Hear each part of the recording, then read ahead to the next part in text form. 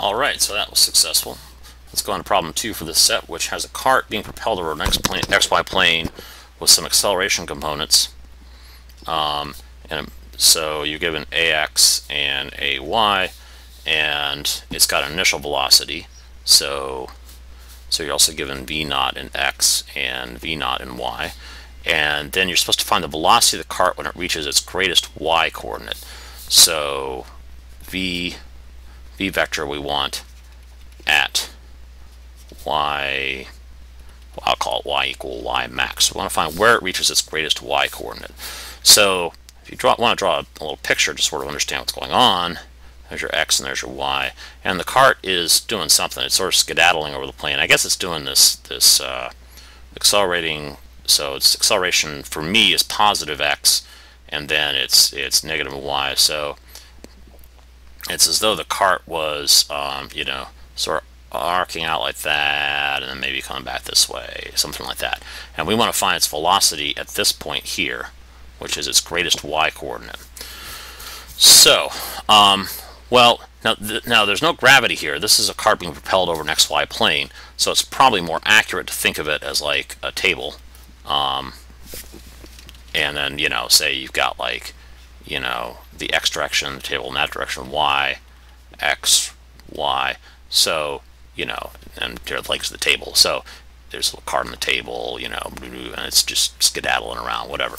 So it's not a case of gravity, but we can still remember something from projectile motion that will help us here. We want to find what its velocity is when it reaches its greatest Y coordinate. So the greatest Y coordinate, if you recall, is the point where Y no longer goes up. So the idea is that Y increases, and then at some point it stops increasing and starts decreasing, and that's the point where it reaches its greatest Y coordinate, because it's done all its increasing, but it hasn't done its decreasing yet.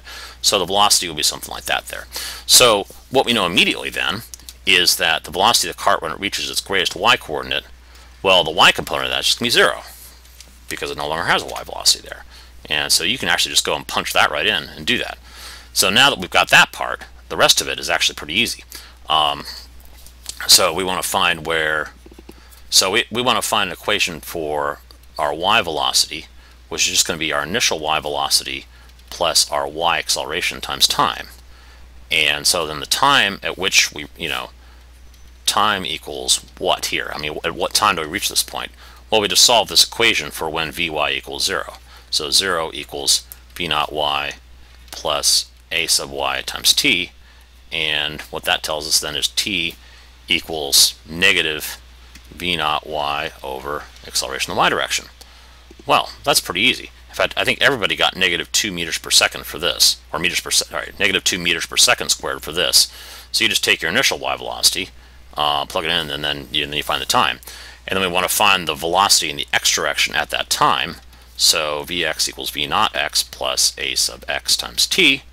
And then we plug in this t, so really Vx equals V0 X plus A sub X times negative V0 Y over A sub Y. And I'm doing way more algebra than I need to here, but you get the idea. So Vx equals whatever V0 X they gave you, minus AX over AY times V0 Y.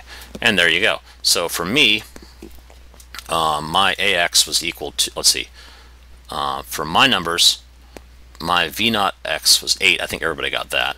And then my AX was 2.5. My AY was negative 2.0. And then my V0 Y was 12.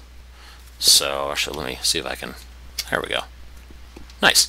And then you just add these things up. So there's 2.5 over 2.0 is going to be like 5 divided by 4. So I think it's going to be a negative. So I think then I'm going to get Vx equals 8 plus 15 equals 23. So let me just try that. And if that's true, then we are done. Did I get it? Boom. Yes. So that's the answer to that one.